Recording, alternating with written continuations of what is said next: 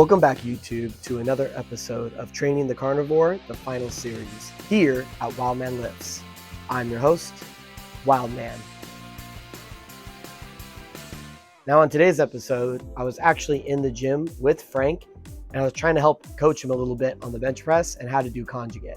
So I've already given you an example of the deadlift and the overhead press, and we did a 3-rep max with a variation lift. Then I showed you how to do the back squat for 1 rep with a barbell, and now we're going to be doing the bench press with the barbell for 1 rep max.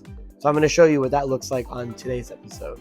So let's pop in. Let's check out what Frank the Carnivore was up to today.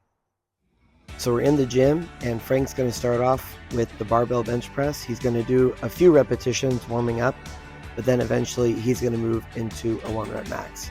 And all we're really trying to do is just make sure that his muscles are warm and that he's using appropriate leg drive, which you can see he is. He really gets that nice pop with that leg drive. And he's actually been wearing a belt this time. That's just because when the weight gets heavy, I like to make sure that athletes are familiar with the belt because it can actually help them with the lift and stabilize their core.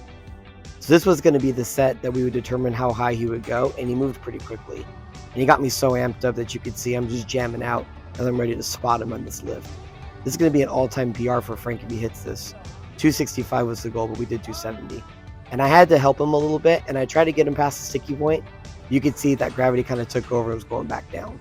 So unfortunately, it didn't count very much as a lift. But for the volume giant set, we were doing 80% of 270 pounds, which was roughly around, I think it was like 216 on the dot. So you either have a choice. You can either round down or you could round up, depending about how you're feeling. Since 270 didn't go very well, Frank probably had 265, but we wanted to go for an all-time PR with that 5-pound effort because 265, I believe, is his all-time max. So he's just going to be doing some volume sets, and this is where the workout gets really tough. Like, no joke, this is the secret to conjugate.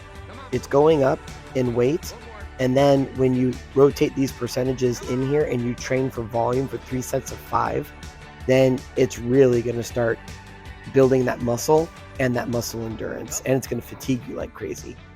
So this was Frank's final set, and he was actually moving pretty good, so I kind of thought he was going to be able to finish the set. But you'll see once he gets to his 4th rep here, it moves super slow. And he probably should have racked it back, but he tried to go for a 5th rep. And it's okay, like Frank is doing now, where you fail on your 5th rep. That means you're actually doing it right. If you fail your 5th rep, or your 5th rep is an ab grind, then you're doing conjugate right. Now for the dynamic effort, we were doing the strict shoulder press with no leg drive, and we're just taking about 40% of a strict press, 1 rep max, and we're doing it for 3 sets of 10. And this really helps with the bench press.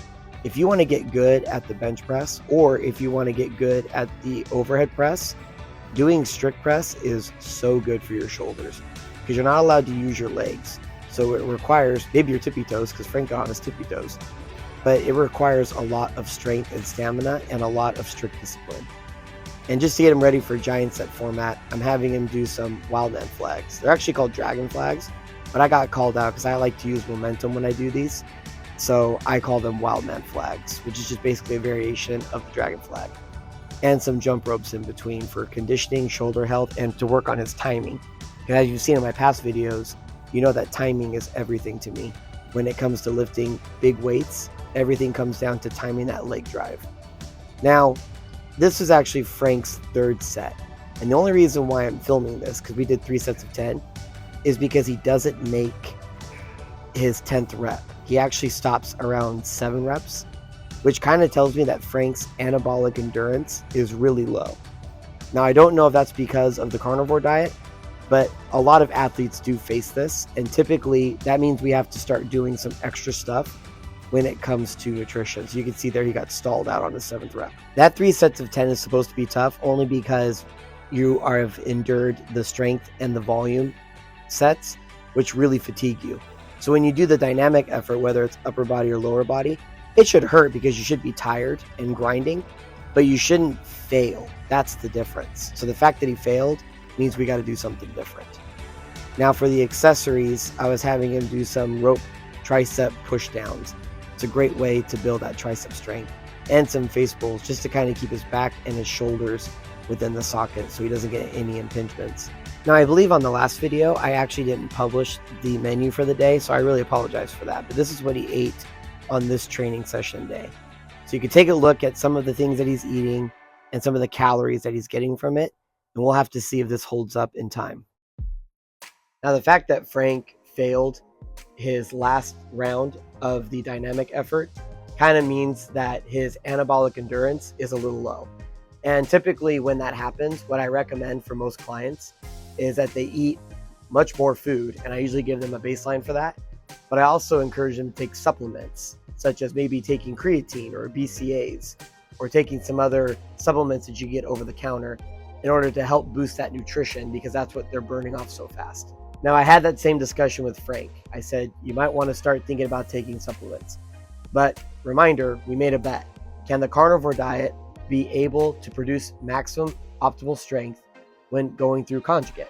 So Frank is not going to take any supplements or anything like that. He's going to continue on with the carnivore diet, and we're going to see if it's just something that he's not used to, or as the volume and the weight increases, will his carnivore diet actually begin to fail him? Or will it be able to push through that plateau? Stay tuned to find out. I really appreciate everybody stopping by, and I'll see you next time. Thank you.